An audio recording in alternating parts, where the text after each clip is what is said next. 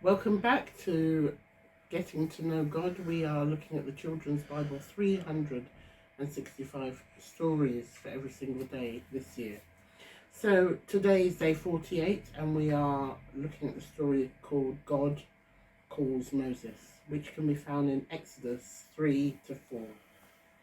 Many years passed while Moses cared for the flocks of Jethro, his father-in-law. One day, the sheep and goats were cropping the grass on the lower slopes of Mount Sinai. Moses looked up and saw a bush that seemed to be on fire. He watched anxiously in case the fire should spread through the dry desert land.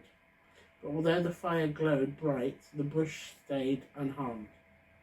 Curious, Moses went nearer to look more closely. Then he heard a voice coming from the heart of the fire. Moses knew at once that it was God's voice. "Take off your shoes, Moses," God said, "for this is holy ground." Moses obeyed and waited quietly. His heart beat fast, and he covered his face with his cloak.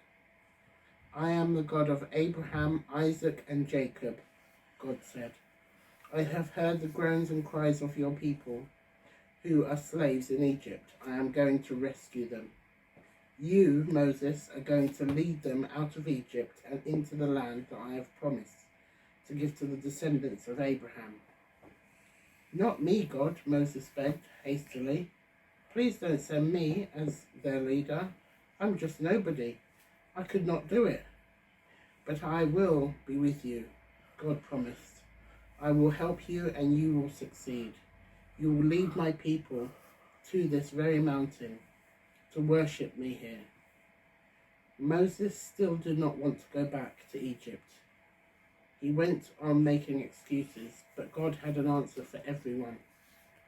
He told Moses that his brother Aaron could go with him and do all of the talking for him. "Take your staff with you," God ordered.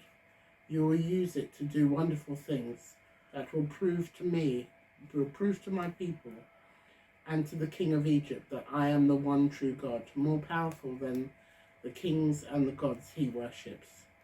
Reluctantly, Moses obeyed God. He took his wife and his 2 sons and staff in hand, set off for the land of Egypt. Wow, what are your thoughts on that then?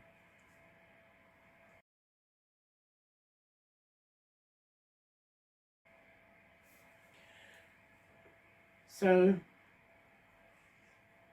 God called Moses, and it was a very public, very deliberate call that Moses received. The burning bush on Mount Sinai.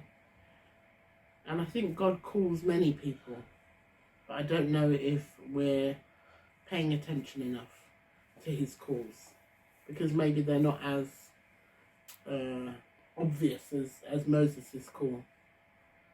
It may be through a dream, it may just be from a repetition of a message that different people are telling you. God has a call and a job for each and every one of us. And I think he's blessed us with individual gifts. There are some of us that can sing, there are some of us that can dance, there are some of us that are great at writing, there are some of us that are great at maths. We are not all meant to be good at everything. And that's why he put us into family units and community groups so that we could work together.